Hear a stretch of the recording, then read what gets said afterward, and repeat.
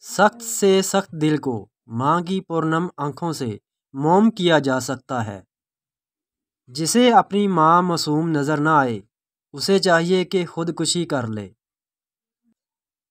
عمر کے جس حصے میں بھی پہنچ جائیں ماں کی ضرورت ہمیشہ رہتی ہے۔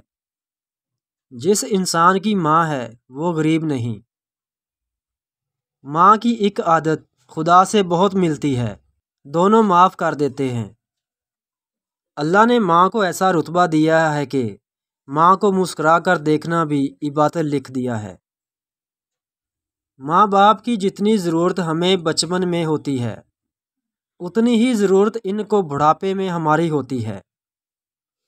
اگر تمہاری ماں تمہارے غصے کی وجہ سے تم سے بات کرتے ہوئے ڈرتی ہے تو پھر افسوس کرو، کیونکہ تم نے اپنے ہاتھوں سے مغفرت کا دروازہ بند کر دیا۔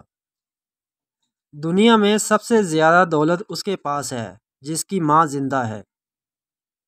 بہترین ہے وہ ماں جو اپنے بچوں کو اپنی محبت سے دیندار بناتی ہے۔